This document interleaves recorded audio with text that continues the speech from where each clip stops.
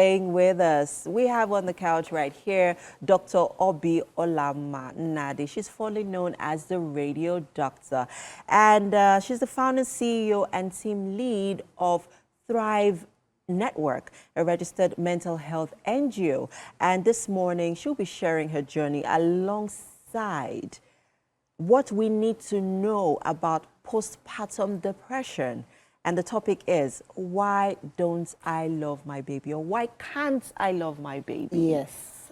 Very interesting conversation. I can totally relate with this because, I mean, I've had 2 kids, Okay. 2 beautiful girls, I'll say. And childbearing comes with loads of challenges and struggles. Yeah. And, you know, but first off, let's establish what postpartum depression is. Thank you so much. So, postpartum depression is a perinatal disorder that affects moms with newborns.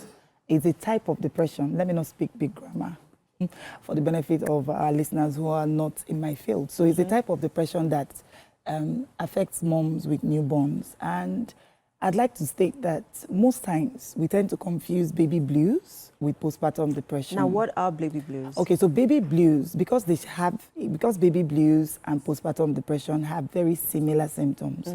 So baby blues is a feeling of sadness moms with newborns tend to feel right after the baby arrives. Yes, exactly. So for baby blues, so that's let's just talk about duration. How soon do you need to feel these blues? Anywhere between 3 to 5 days post delivery. So what is going on with baby blues has a shorter period, a time frame, like anywhere between 3 to 5 days post delivery, and then it lasts normally 3 to 4 weeks after the baby comes. So what is happening in that period is mom is trying to mentally adjust to the shift in your sleep patterns, in fact lifestyle shift, because it's a massive lifestyle shift. So that's what happens.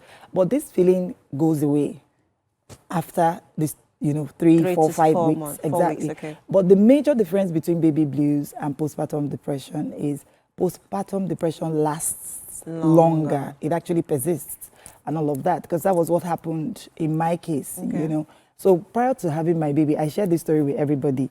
Prior to having my baby, my younger sister already, we got home 3 weeks, 4 weeks, 3 months, 4 months. I just didn't want to see this baby. But you were breastfeeding the baby? Yes, I was. I was breastfeeding, but I was struggling, you know, because I didn't even want to breastfeed. It was that bad and all. And I actually kept this to myself for 3 good months. You know, and my mom and I are very close, but you see, the stigma attached to mental health problems is massive. It's a lot in our society, and I was afraid to say to my mom, because you didn't want her to misunderstand it and think it's a spiritual problem. Look, the shock my mom experienced when I said to her, I said, look, I don't feel anything for this baby, and I really can't understand why. She was, the first thing she said to me, you know what, we need to call my pastor. Yeah, exactly. And I'm like, call your pastor for what? I'm just not feeling this baby like I thought I would and all of that. So yeah, that's so what did you do to get out of it? Well, no, but first let's identify what the symptoms are. Yes, importantly. So signs are what people see when you're experiencing a physical or mental health problem, but the symptoms are what you who is feeling the mental health problem, you know, tends to feel. So postpartum depression is characterized by symptoms like withdrawal. So mom is withdrawn, you know, she really doesn't want to see anybody. And remember, once your baby comes, there's a barrage of people that want to see you. Absolutely. That's the biggest struggle for women experiencing postpartum depression. So there's withdrawal, there's mood swings, there's a change in appetite. And remember, again, in our society, absolutely. But you know, in our society, when you eat a lot, we attach it to a sign of good living, or sometimes it might be an underlying mental health problem. You know, so there's either a massive increase in appetite or a drastic, exactly. And then sleep problems. So in spite of how tired you feel after nursing the baby, you still struggle to sleep, or you sleep excessively. And it's just a whole lot of emotional outbursts. And in very severe cases, mom is, she begins to think of harming herself or the baby. Okay, before we come to what people can do, that's the people around you, what they can do to help, you know, to mitigate this feeling of depression. Yes. And support you. I'll share my experience quickly, right? Okay. When I had my first child, which of course also happened to the second child, but in a different way, right? Other than the fact that I was experiencing a lot of bodily changes, I couldn't speak for 2 days or 3 days or even more because I lost my voice. I lost my voice. I was having this massive ache in my throat. It was so, I thought it was something, Bigger than what it was. Bigger than it was, because I'm like, I've never experienced this feeling in my life.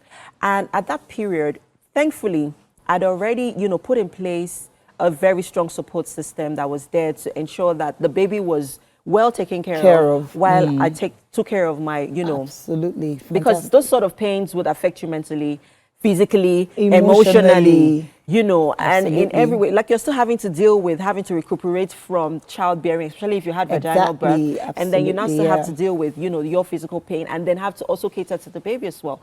And then there are other mothers who do not even have, or who cannot even afford that level sort of social support. Exactly. So what can they do?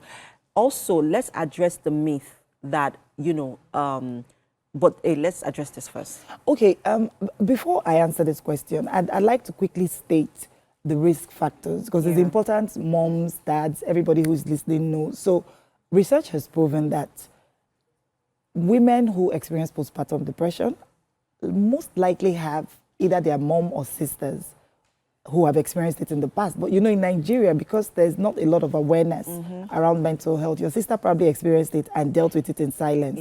So that's one. And then women who, low income earners, women who are struggling financially, women who have jabad, who have no social support. Yes, so your mom can't come for mugo, your mother-in-law or whoever, hubby has to work and all of that. And then women who are not in the best of places with their spouses and partners. You also have women who are not in the best of places with their moms. Or mother-in-laws. Or mother-in-laws, thank you. The environmental factors, like women who live with their in-laws, women who live with toxic family members and all of that. Women who have babies with birth defects. Women who have babies who have severe cases of colic or, you know, physical health problems and all of that. Women who have lactation problems, like you're struggling to breastfeed. And at this point, I always give props to our frontline healthcare workers, but I think there's a lot of orientation around mental health that needs to be done, because a lot of young moms who talk to me about their experience say to me, the matron was so harsh, and she was saying to me, so many other women coming here and exactly. So why were all these Gen Z moms, all this? So we need a lot of reorientation in that aspect. And then coming to the question that you asked about what they can do, if I'm correct. Number one, ideally, the minute a woman takes in and she starts to attend antenatal classes, there should be mental health classes or sessions, not just for her, but her partner, because postpartum depression, like they say, you know, they show for face, right? So your partner needs to understand, because the thing with mental health problems, you cannot help yourself the minute you're experiencing it. So you need your partner to be aware. So he knows what to do and how to, you know, where to step in and all of that. Number two, I always say to moms who are pregnant, look, educate yourself. The minute you educate yourself on postpartum depression, another challenge we face is so many women say to me, it's not my portion. God forbid, it's not going to happen to me. Yes, I was also going to talk about normalizing it. Absolutely, normalizing it. And that's why I share my stories. When I go out to give mental health talks, even if the topic is not related to postpartum depression, I share my story. And I let them know, I say, look at me, like, I'm happy today, I'm doing what I love to do, but I once had a mental health problem. So women, men, moms, that everybody needs to educate themselves on postpartum depression. Social support. You talked about social support. Social support is everything, everything. When I experienced postpartum depression, my first son is 15, he'll be 16 in April. I didn't know what I was experiencing, right? But guess what? It was like my sisters, my mom, my family members were all working in the dark.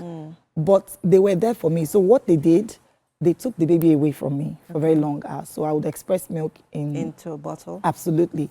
So for like 10 12, 13 hours. I'm not seeing this baby anywhere, you know, inside. And I got enough sleep. I took short walks. It was as if, I just don't know, because, you know, it was, when I look back, I'm amazed, because we didn't even have the foggiest idea of what was going on. So you see, that's the importance of social support and all of that. So if you have solid social support, absolutely. And then in cases where postpartum depression is severe, mom needs to seek professional help, most importantly.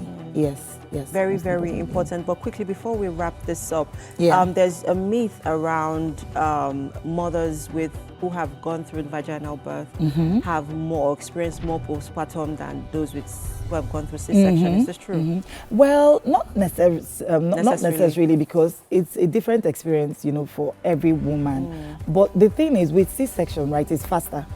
But with, for instance, my first delivery, I was in labor for 20 hours. Yeah, that's a very long time. So already I was mentally and emotionally drained before the baby came. So in that instance, we might say, you know, But remember, there are women who had no complications up until the day of delivery, and the doctor says you need to go in for an emergency C-section.